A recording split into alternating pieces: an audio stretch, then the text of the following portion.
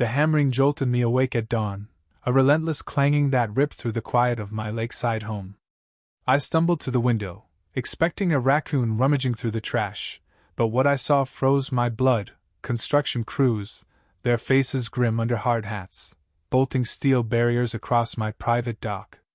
It was 6 a.m., and this wasn't a mistake. This was war. Clara Vance, the HOA's iron-fisted queen, had finally lost her mind.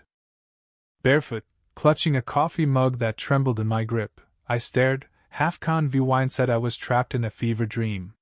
But the scene was real, and it was about to get uglier than a bar fight at last call. My dock's simple wooden planks stretching into Lake Serenity's misty waters had been my refuge for 23 years. It was where I cast my fishing line, launched my skiff, or sat with a glass of iced tea, feet dangling in the cool ripples. Older than the HOA, older than Clara's reign of terror, it was as much a part of the lake as the herons that glided at dawn. When Clara stormed into Willow Creek 6 months ago, she brought a shadow darker than a thunderhead. Armed with a clipboard and a vendetta, she fined neighbors for grass blades a fraction too long and sent icy letters about unapproved porch lights. Within months she'd clawed her way to HOA president, her gaze fixed on me like a hawk spotting prey. It started with a letter, crisp HOA letterhead demanding I tear down my dock for obstructing the lake's aesthetic. I laughed, crumpled it, and tossed it into the trash. My property was exempt from HOA control, a fact I'd verified with the county years ago. I thought ignoring her would make her slink away. I was dead wrong.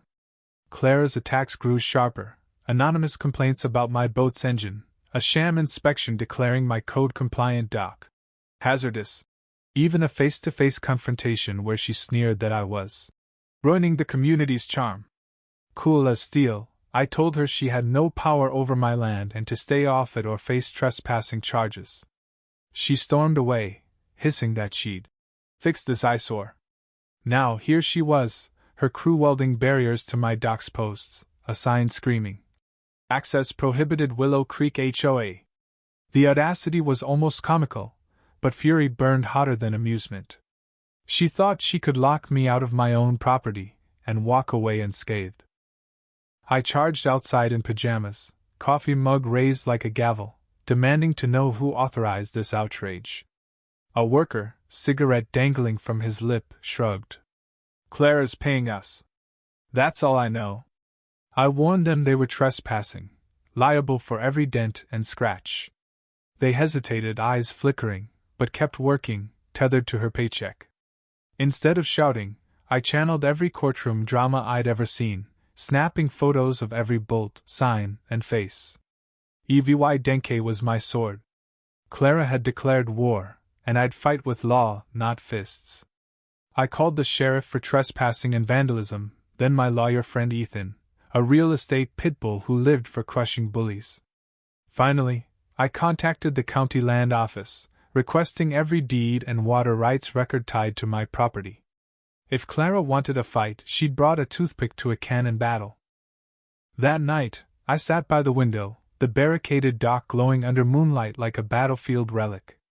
I wasn't broken, I was alive, electrified. Clara had overplayed her hand, and I held aces she couldn't imagine. The next morning, boots on, I marched to the county office, a folder bulging with ammunition. The place reeked of stale carpet and bureaucracy, but I didn't care. When my number was called, I requested records from my parcel, deeds, easements, water rights. The clerk, unaccustomed to such precision, returned with a stack. Flipping through, I grinned. My land wasn't just privateer, it held grandfathered water rights to the shoreline, predating the HOA by decades. Clara had no claim, no foothold. At Ethan's office, a cramped brick shack with a creaking door, he leaned back, boots on his desk, whistling. "This isn't just trespassing," he said. "It's property interference, obstruction of access, and damages for every day you're blocked. We can bury her." He'd draft a cease and desist and prep a lawsuit, but suggested giving Clara one chance to back off. Judges love reasonableness. I agreed, not because I thought she'd listen, but because her defiance would make her defeat sweeter. Word of Clara's stunt spread through Willow Creek like wildfire. Neighbors, once distant, stopped by, fishing for gossip under thin excuses. I dropped hints, stirring the pot, and learned Clara's rap sheet, fining old Mr. Thompson for a quirky birdhouse, threatening to tow the Larson family's kayak, shutting down the Perry Kids' lemonade stand for unlicensed commerce.